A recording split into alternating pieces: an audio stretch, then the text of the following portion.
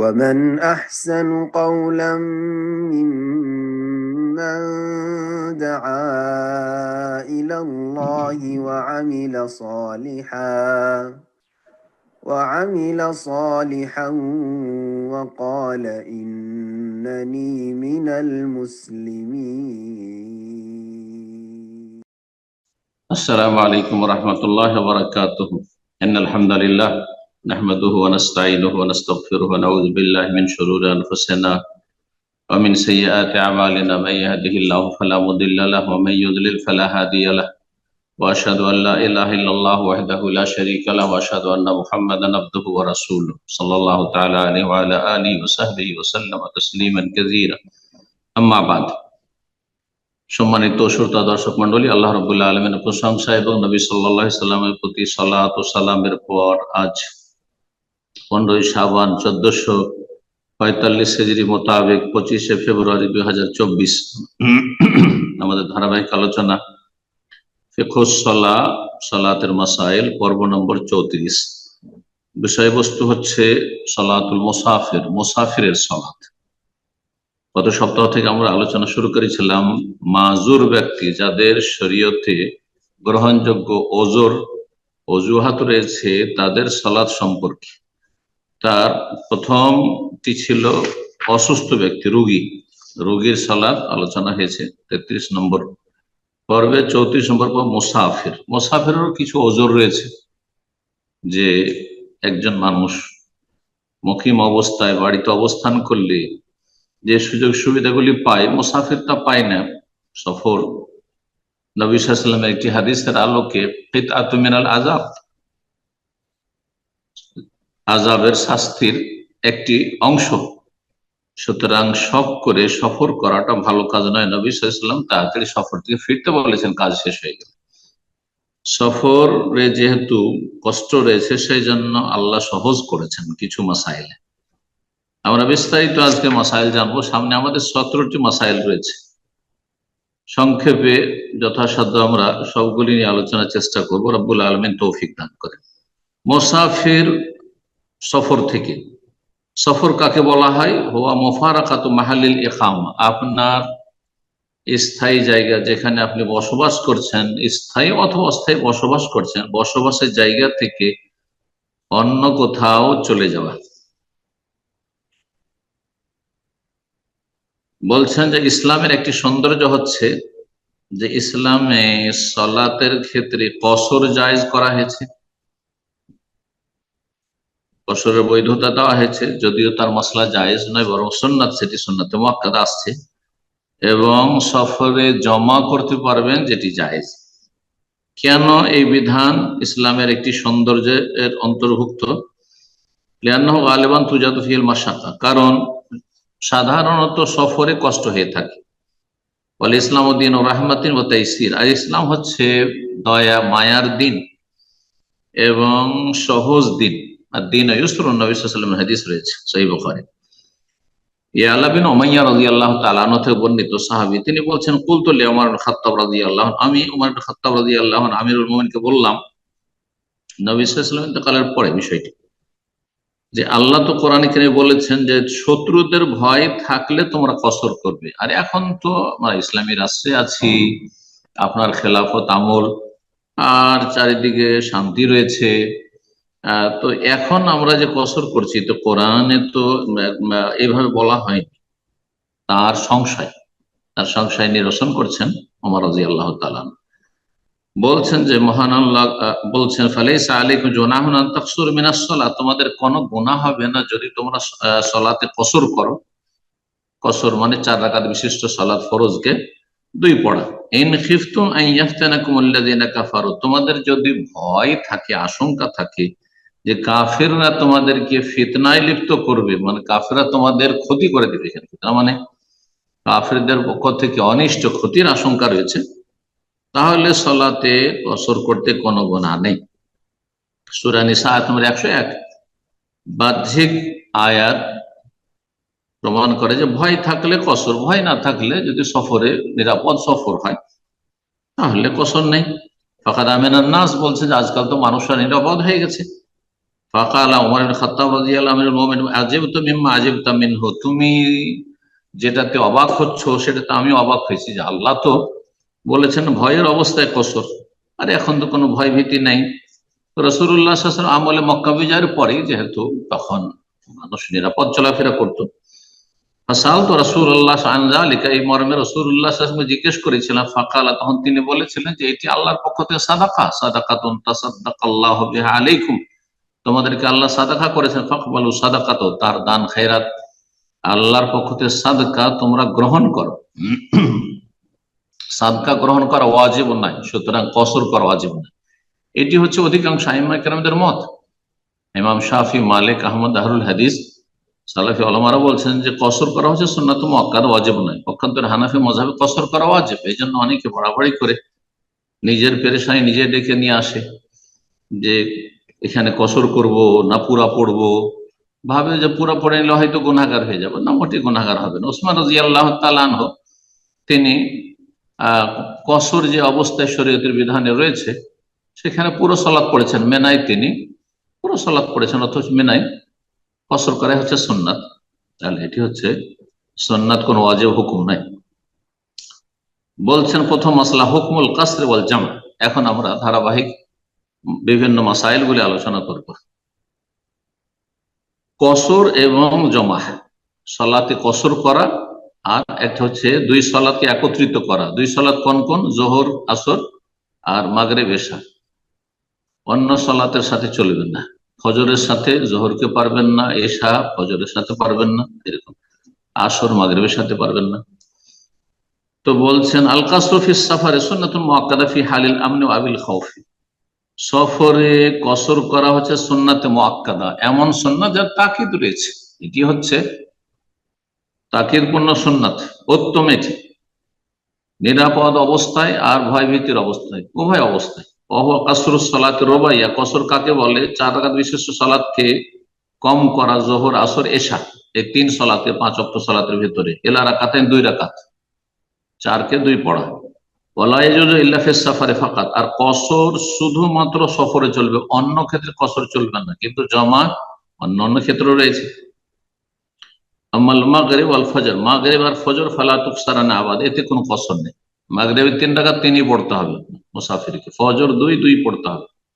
আমাল জামু ফায়াজুজু ফিল হাদারি ওয়াস সাফরে শুরুতেহি, জমা করা, জোহর আসর একসাথে জমা করা, মাগরিব এশা জমা করা যায়, সফরেও যায়, সফর ছাড়া বাড়িতে মকিম অবস্থাতেও কিছু শর্ত সাপেক্ষ যায়, বিশেষ বিশেষ অবস্থায়, সব অবস্থায় যায় না, সেগুলো ইনশাল্লাহ আসছে।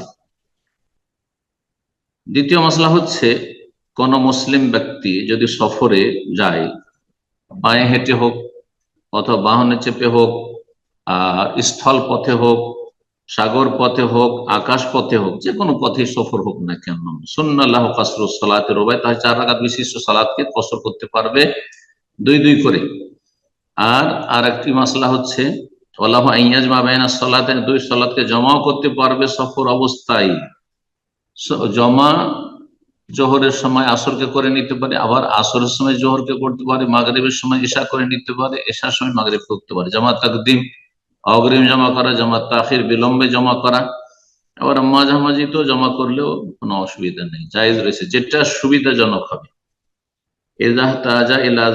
যদি প্রয়োজন মনে করে তাহলে জমা, হাত্তা ইয়ান্তাহা, কতক্ষণ পর্যন্ত? যতক্ষণ সফরের সমাপ্তি না ঘটে। কসর ওই রকম, কসর সফরে যতক্ষণ আছে, সফর শেষ, গ্রামে শহরে ঢুকে পড়েছেন, আর কসর নেই। মা আয়েশা রাদিয়াল্লাহু তাআলা আনহা বলছেন আসসালাতু আউওয়ালা মা ফরযা রাকাতাইন, সর্বপ্রথম সালাত ফরজ হয় 2 করে। নবী সাল্লাল্লাহু আলাইহি ওয়াসাল্লাম প্রতি 2 রাকাত করে সালাত ফরজ ছিল প্রথম। ওয়াকিরাত সালাতুস সাফার, তারপরে সফরের সালাতে 2 রাকাতই বহাল রাখা হয়, 4 রাকাত বিশিষ্ট সালাত, যোহর, আসর আর এশা। অতিম্মাত সালাতুল হাজার, আর মুকিম অবস্থায় পূর্ণ করে দেওয়া হয়, অর্থাৎ 2 কে 4 করে দেওয়া হয়। বুখারী মুসলিমের হাদিস। 3 নম্বর মাসআলা বলছেন সফরের মানদণ্ড কি, কোনটাকে সফর বলবেন? এই ক্ষেত্রে 2টো মত রয়েছে। একটি মত হচ্ছে 48 মাইল বা আনুমানিক 80 কিলোমিটার। আজকাল অনেকে এই কথাই বলে থাকেন যে 80 কিলোমিটার। জি, কিন্তু শেখুল ইসলাম ইবনে তাইমিয়া রাহিমাহুল্লাহ এবং লেখক অনেক সালাফি ওলামারাই বলছেন, আর এটাই বেশি সূক্ষ্ম ফতুয়া, সেটা হচ্ছে যেটাকে সেখানকার ভাষায়, যেখানে আপনি বসবাস করছেন, সফর বলা হয়। ওরফে মানে সেখানকার প্রচলনে সফর বলা হয়। সফরের জন্য সাধারণত সফর কাকে বলে? সফরের জন্য মানুষ একটু প্রস্তুতি নেই যে আমি সফরে যাচ্ছি, তা আমার দিয়ে একটা আর জামা কাপড় নিয়ে নিই, সেখানে গিয়ে আমি অবস্থান করব, সুতরাং যারা লুঙ্গি পরে একটা লুঙ্গি নিয়ে নিলেন, এক্সট্রা কিছু কাপড় নিয়ে নিলেন, এইরকম। আর এরকমটা কিছু না, যাচ্ছেন হয়তো 80 কিলোমিটারই যাচ্ছেন, কিন্তু সৌদি আরবে অনেক সময় 80 কিলোমিটার, এখান থেকে জুবাইল যেমন, অনেকে যাচ্ছেন সেটা সফর হিসাবে যাচ্ছেন না, যাচ্ছেন গিয়ে একটু সমুদ্র বিচে কিছুক্ষণ থাকবো আর তারপরে পরিবার নিয়ে তারপর ঘুরে চলে আসবো। এটা আপনার সফর না, কোনো প্রস্তুতি নেই সফরের। অনেক সময় অনেক দেশে 50-60 কিলোমিটার সফর হইতে পারে, 80 কিলোমিটার কোনো শর্ত নেই, কারণ 50-60 কিলোমিটার যেতে 2 ঘন্টা 3 ঘন্টা লাগে। আর তারপরে সেখানে প্রস্তুতি নিয়ে যাচ্ছেন যে সেখানে রাত কাটাবো, তো কিছু কাপড় চোপড় নিয়ে নি, আর একটা ব্যাগ নিয়ে নিলাম ইত্যাদি, তাহলে সেটা সফর। বলছেন কুল্লু মা ইউসাম্মা সাফারান ফিল উরফি, আহ সমাজের পরিভাষায় যেটাকে সফর বলা হয়, তাআল্লাকাত বিহি আহকামুস সাফার, তার সাথে সফরের বিধিবিধানের সম্পর্ক। সফরের বিধিবিধান সম্পর্ক, সফরের বিধিবিধান কয়টি? 4টি। সফরে যেই কাজগুলির ক্ষেত্রে ছাড় রয়েছে সেগুলি হচ্ছে 4টি। 1 নম্বর হচ্ছে কসর, 4 রাকাত বিশিষ্ট কসর করা, জোহর আসর এশা। 2 নম্বর হচ্ছে জমা করা, 2 ওয়াক্ত জোহর আসর জমা করা আর মাগরিব এশা জমা করা। 3 নম্বর হচ্ছে সফরে গেলে আপনার রমজান মাসের সিয়াম অবস্থায় ছিলেন আপনি, অথবা রমজান মাস চলছে, আপনি রোজা ছাড়তে পারবেন, সিয়াম ছাড়তে পারবেন, ফাইদ্দাতুম মিন আইয়ামিন উখর। এটি তৃতীয় মাসলা সফরে। 4 নম্বর মাসলা হচ্ছে যে সফরে থাকলে মোজার ওপর 3 দিন 3 রাত মাসা করতে পারবে। এই 4টি হচ্ছে সফরের আহকাম, গুরুত্বপূর্ণ বিষয় আমাদের, আমরা জানছি অনেক সময়, কিন্তু আমরা একসাথে হয়তো কেউ জিজ্ঞেস করলে বলতে পারবো না অনেকে। 4 নম্বর মাসআলা বলছেন সফর কখন শুরু হবে বা সফর কখন থেকে গণ্য হবে। আপনি বাড়ি থেকে যাচ্ছেন 100 কিলোমিটার বা 200 কিলোমিটার দূর যাবেন, আর আপনি এখন নিজের শহরে আছেন, শহরের ভিতরে আছেন, নিজের শহরে বাস স্ট্যান্ড, ট্যাক্সি স্ট্যান্ডে আছেন, ট্রেন স্টেশনে আছেন, তাহলে আপনি মুসাফির এখনো হননি, কারণ আপনি নিজের শহরে আছেন। এইরকমই সফর থেকে ফিরে এসে শহরে ঢুকে পড়েছেন, আপনি শহরে জনবসতিতে ঢুকে পড়েছেন, যদি আপনার বাড়ি হয়তো ভিতরে, শহরের অন্য প্রান্তে আরো 10-20 কিলোমিটার, তো আপনি এখন শহরে ঢুকেছেন, তার মানে আপনি আর মুসাফির না। বলছে আব্দুল মুসাফিরুল কাসরা ওয়াল জামা, মুসাফির ব্যক্তি কসর এবং জমা শুরু করতে পারবে কখন? ইযা ফারাকা আমিরা ক্বরিয়াতিহি, নিজের জনপদের যে জনবস্তি রয়েছে, জনবস্তি পার করে যখন চলে যাবে। আপনি যে শহরে বাস করছেন, শহর পার হয়ে শহরের বাইরে চলে গেলেন, অথবা গ্রামের বাইরে চলে গেলেন, গ্রামের বাইরে মাঠে নেমে গেছেন, আপনি আপনার সফর শুরু হয়ে গেছে, কারণ শেষ দূরত্ব যেহেতু আপনার সফরের দূরত্ব। জি, ওয়ালাহাদ দালিল মুসাফাতি ফি সাফারে, সফরের ক্ষেত্রে নির্দিষ্ট কিলোমিটার বা মাইলের কোন পরিমাণ নেই, এটি হচ্ছে সঠিক মত। ওয়াইন্নামা ইয়ারজিউ যালিকা আল উরফ, এটি নির্ভর করবে কিসের উপর? সেখানকার মানুষের প্রচলন প্রথার উপর, যে কোনটাকে তারা সফর বলে থাকে। ফামাতা সাফারা, কোন ব্যক্তি যখন সফর করবে, ওয়ালাম ইয়ানবি লিকামাল মুতলাকা ওয়াল ইস্তিতান, সেখানে স্থায়ী ভাবে বসবাস উদ্দেশ্য নয়, আর সেখানে বাড়ি ঘর তৈরি করা উদ্দেশ্য না। যেমন কেউ এক জায়গা থেকে আরেক জায়গায় চলে গেল, আমি এখানে চলে এসেছি, এখানে বসবাস করবো, এটা হচ্ছে স্থান, স্থায়ী বসবাসের জন্য। অথবা এখানে আমি লেখাপড়ার জন্য এসেছি বা চাকরি করতে এসেছি, 1 বছর বা 2 বছর থাকবো, 10 দিন 20 দিন থাকবো, আমি আগে থেকে নিয়ত করে ফেলেছে 4 দিনের বেশি, 5 দিন 7 দিন থাকবো, স্পষ্ট করে দিয়েছ সর্বনিম্ন 5 দিন, মানে 4 দিনের বেশি, 5 দিন বা 6 দিন থাকবো, আগে থেকে নিয়ত করে ফেলেছে, এটা হচ্ছে ইকামা মুতলাকা। তাহলে মুকিম, প্রথম দিন থেকে মুকিম। কিন্তু যদি 1 দিন 2 দিন 3 দিন 4 দিনের মধ্যে নিয়ত আছে, এর মধ্যে আমি চলে আসবো, অথবা কোনো নিয়তি করতে পারছে না, কারণ কোন একটা কাজে যাচ্ছি, কারো কাছে টাকা পয়সা পাবো বা কারোর সাথে দেখা সাক্ষাৎ করতে হবে, আর সেই কাজটি আমার 2 দিন 3 দিনও হইতে পারে, আবার 10 দিন 20 দিনও লাগতে পারে, তাহলে যতদিন এই আজকে হয়ে যাবে আজকে হয়ে যাবে করতে করতে মাস কয়েক মাসও যদি পার হয়, দীর্ঘ সময় পার হয়, তবুও সেই ব্যক্তি মুসাফির বলে গণ্য, সে কসর করতে পারবে। যখন কোনো ব্যক্তি সফরে যাবে আর সেখানে অবস্থান করার নিয়ত নেয় নির্ধারিত সময়, আর সেটা হচ্ছে 4 দিন বেশি, অথবা সেখানে বসবাসের উদ্দেশ্য নেই, তাহলে সে মুসাফির। আর সফরের হুকুম আহকাম তার উপর ফিট হবে যতক্ষণ সে বাড়িতে না ফিরে আসছে। 5 নম্বর মাসলা হচ্ছে যে আল কাসরু ফি সফরে হওয়া সুন্নাহ, সফরে কসর করা সুন্নত। সুতরাং কসর করবে, যেটা সফর বলা হয় সেটাতে কসর করবে। আর যদি কসর না করে পুরো সলাৎ পড়ে, সফরে আছে তারপরেও যদি কেউ পূর্ণ সলাৎ পড়ে, ফাসলাতুহু সাহিহ, ওয়াইন আতাম্মা ফাসলাতুহু সাহিহা, তার সালাত সহিহ। এটি হচ্ছে অধিকাংশ আইম্মায়ে কেরাম, শাফি, মালিক, আহমদ, সালাফি, আহলুল হাদিস সবার মত।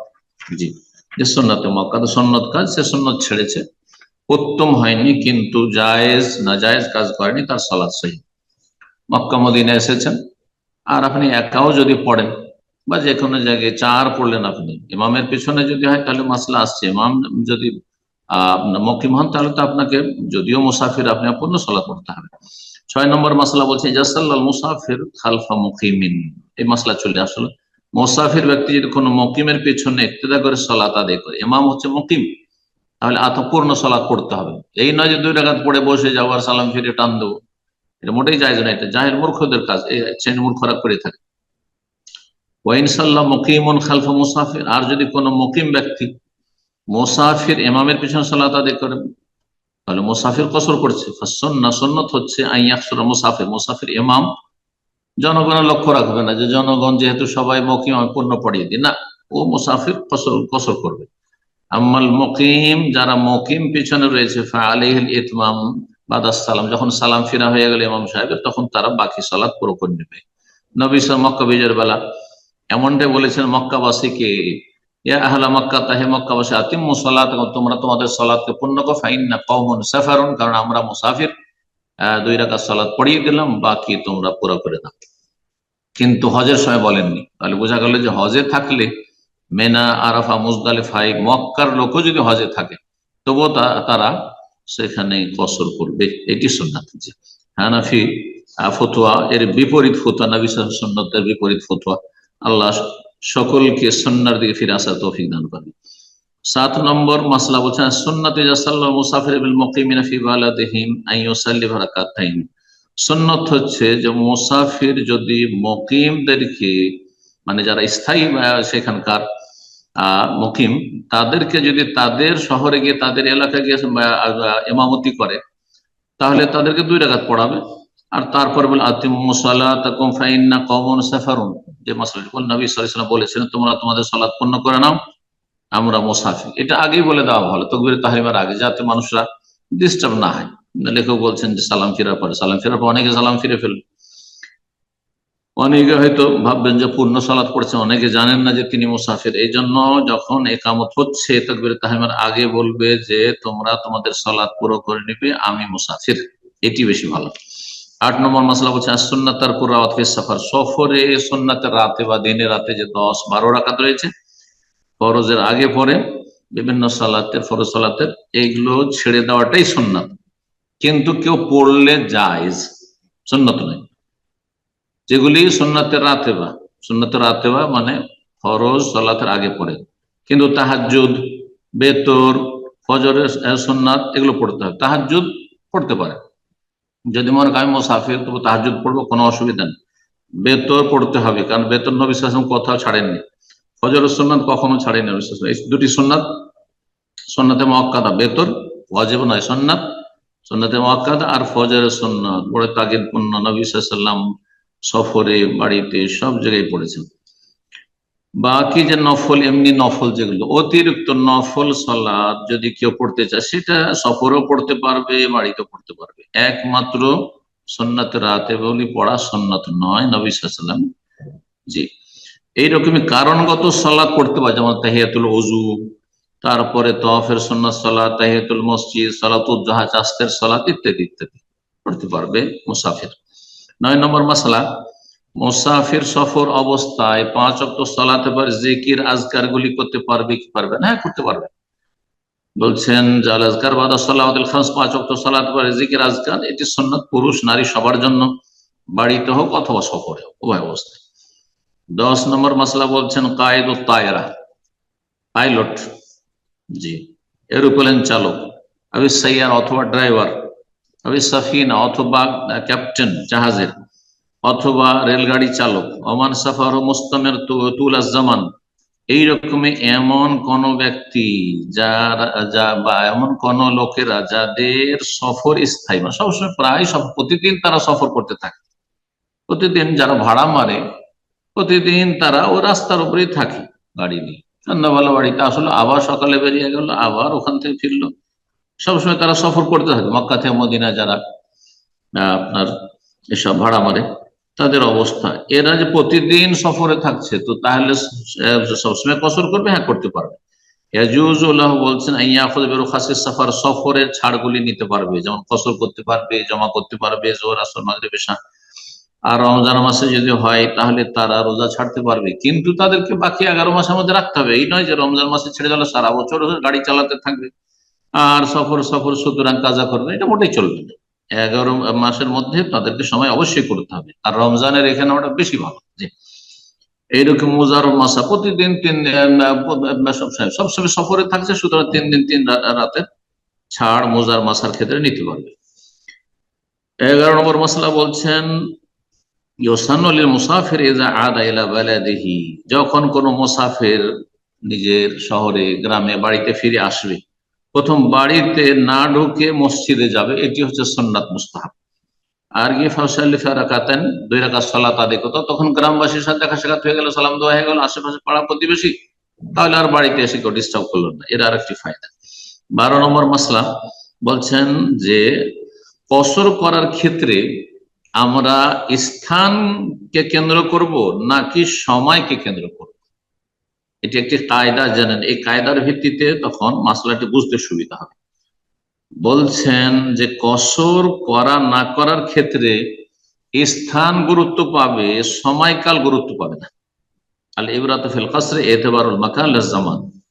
সুতরাং ফাইদা নাসি আল মুসাফির সালাত হাজারিন, কোন মুসাফির ব্যক্তি তার বাড়িতে কোন সালাত ফরজ হয়েছে, যখন মুকিম ছিল বাড়িতে ছিল তখনই সালাত ফরজ হয়েছে, কিন্তু সে সালাতটি ভুলে গেছিল, তারপরে বেরিয়ে চলে গেছে সফরে, সুম্মা যাকারা ফি সাফারে, সফরে যাওয়ার পরে তার স্মরণ হয়েছে যে আরে বাড়িতে তো জোহর পড়িনি অথবা আসর পড়িনি আজকে, তাহলে কি করবে? যদি সময়কালকে কেন্দ্র করত তাহলে তার এই নামাজটি ফরজ হয়েছে কখন? যখন সে মুকিম অবস্থায় ছিল, তাহলে 4 পড়তে হয়।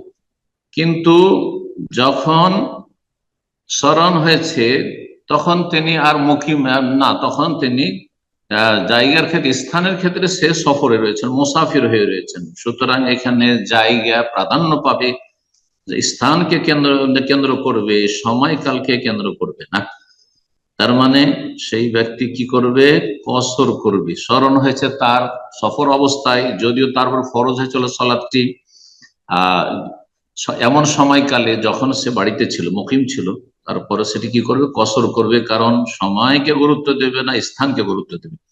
ওয়াইন যাকারা সালাত সাফারি ফি হাদান আতাম্মাহা, আর এর বিপরীতটা যদি হয়, সফরে একটি সালাত তার ফরজ হয়েছে, সময় হয়ে গেছিল, কিন্তু সে সালাতটিকে ভুলে গেছিল। এছাড়াও এরকম হয় অনেকেই, ধরেন আমি প্রায় এরকমটা দেখি আর এরকমটা ঘটে, যে জেদ্দা থেকে এসে দাম্মাম এয়ারপোর্টে নামলাম, এয়ারপোর্ট শহরের বাইরে রয়েছে, সুতরাং এয়ারপোর্ট পর্যন্ত তো কসর করা যাবে। এখানে হয়তো মাগরিবের সময় বা এশার সময় নামলাম, আর সেই সময় যদি আমি নেমে মাগরিব এশা জমা করে নিই, আর এরকম আরবরা অধিকাংশই করে নেন যে সেখানে মাগরিব এশাটা পড়ে নিলেন, তাহলে কসর হয়ে গেল, এশাটা কসর হয়ে গেল। বা জোহর আসরের সময় নেমেছে, জোহর আসর 2 করে কসর করে নিল এয়ারপোর্টে, যেহেতু শহরের বাইরে আছে। তার সালাত ফরজ হয়েছে কোথায়? সফরে। কিন্তু সে ভাবলো যে আধা ঘন্টা 40 মিনিট লাগবে বাড়ি যেতে, আর সেখানে গিয়ে পড়ে নেব, আর এয়ারপোর্টে পড়লো না, শহরের ভিতরে ঢুকে পড়লো। তাহলে যদিও তার এই সালাতটি ফরজ হয়েছিল, মানে সময় শুরু হয়ে গেছিল তার সফর অবস্থায়, কিন্তু যেহেতু সে শহরে ঢুকেছে, সুতরাং স্থানকে কেন্দ্র করে তাকে এখন পুরো সালাত পড়তে হবে। পুরো সালাত পড়তে হবে, অর্থাৎ জোহর আসর 4 করে পড়তে হবে। আশা করি বিষয়টি স্পষ্ট হয়েছে। 13 নম্বর মাসলা বলছেন, কোন মুসাফির ব্যক্তি নিয়ত ছিল না বেশি দিন থাকা, তার নিয়ত ছিল না, তাড়াতাড়ি চলে যাবে, কিন্তু সে বাধাগ্রস্ত হয়ে গেল, জানা নাই যে কখন যেতে পারবো, অথবা কোন একটা কাজের জন্য তাকে থেমে যেতে হলো। নিয়ত ছিল যে আমি 3 দিন 4 দিনের মধ্যে ফিরে যাব, কিন্তু দেখা গেল 3 দিন 4 দিনের জায়গায় 5 দিন 7 দিন হয়ে যাচ্ছে, কিন্তু ঠিক বলতে পারছেন না, আজকে শেষ হলে আজকে চলে যাব, কালকে হলে কালকে চলে যাব, এইরকম অবস্থা, অনির্দিষ্ট কাল পর্যন্ত তাহলে কসর করতে পারবে। আকাম আলী কাজায় হাজাত, কোন প্রয়োজনে অবস্থান করলো, বেলা নিয়াতে একামাতের মুতলাক, কিন্তু সে আগে থেকে নিয়ত করতে পারেনি যে আমি 5 দিন থাকবো, এই 1-2 দিনে ফিরে যাব, 3 দিন 4 দিনের মধ্যে ফিরে যাব, ওয়ালাউ তাআলাত কাসারা আবাদান, যদিও লম্বা সময় হয়ে যায় তবুও সে কসর করতে পারবে, মাসকে মাস কসর করতে পারবে, কারণ আজ যাবো কাল যাবো, আজ যাবো কালকে যাবো, এরকম।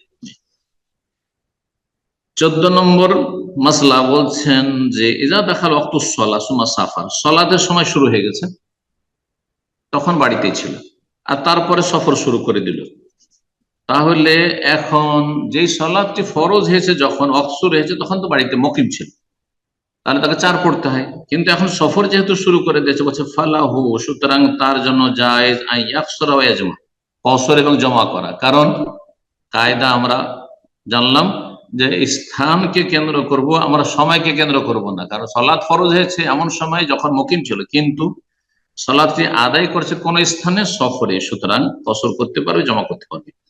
ওয়াইন দাখাল ওয়াক্তুস সালাহ ফিস সাফার, সালাতের ওয়াক্ত শুরু হয়ে গেছিল সফর অবস্থায়, তারপর সে শহরে ঢুকে পড়ে, যেমন এয়ারপোর্টের উদাহরণ দিলাম, শহরের বাইরে ছিল, আর সেই সময় সালাতের সময় শুরু হয়ে গেছে, কিন্তু সে সালাত আদায় না করে শহরে ঢুকে পড়লো, গ্রামে ঢুকে পড়লো, তাহলে পূর্ণ সালাত পড়তে হবে, জমাও করা চলবে না, কসর করা চলবে না। 15 নম্বর মাসলা, যদি কোনো ব্যক্তি ফ্লাইটে থাকে আর সালাতের জায়গা পাচ্ছে না, সৌদি আরবের যে বড় ফ্লাইট গুলি থাকে সাধারণত সেখানে মুসাল্লা থাকে, সালাতের ব্যবস্থা থাকে আলহামদুলিল্লাহ, কিন্তু অন্যান্য দেশের ফ্লাইটে হয়তো এরকম ব্যবস্থা থাকে না, তবে কেবিন ক্রুকে জিজ্ঞাসা করা উচিত, সাহায্য নেওয়া উচিত, যদি কোনো জায়গায় অনুমতি দেয় তাহলে ওইভাবে পূর্ণ যেভাবে স্বাভাবিক সালাত আদায় সেভাবে সালাত আদায় করবে।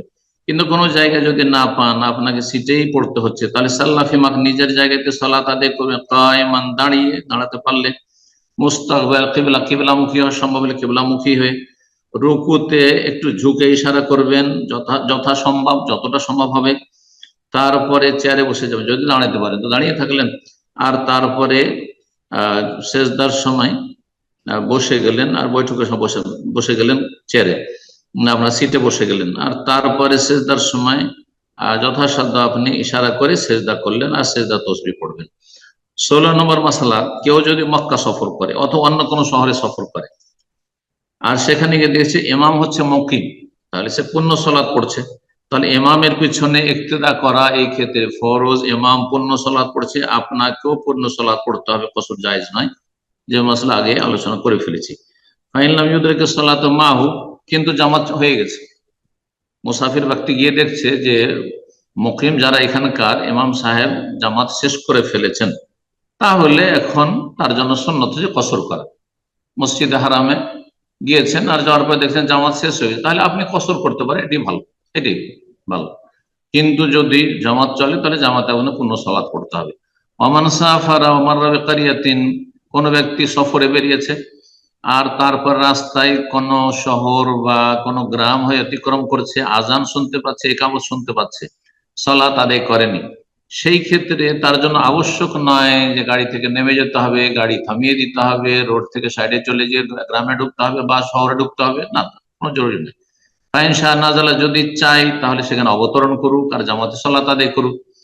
ওয়াইন শাহ, যদি চাই যে না আমি চলতেই থাকবো, সে চলতে পারে, এমন নয় যে আজান একামত শুনলো সেই জন্য সেখানে থেমে যাওয়ার, তার জামাতে শরীক হওয়া আছে এমনটা ওয়াসালা সেইরাও, তাহলে সে তার সফরকে কন্টিনিউ করতে পারবে। সর্বশেষ মাসলা, আর এটা দিয়ে ইনশাআল্লাহ শেষ করব, বলছেন যে কোন ব্যক্তি যদি জোহর আসর জমা করতে চায় অথবা মাগরিব এশা জমা করতে চাই, তাহলে আজান একামতের হুকুম কি? বলছেন যে আজান দেবে আর তারপরে একামত দেবে প্রথম সালাতের জন্য, ইসালির উলা, প্রথম সালাত জোহরের জন্য। প্রথম আজান হলো, এক আজান দুই একামত।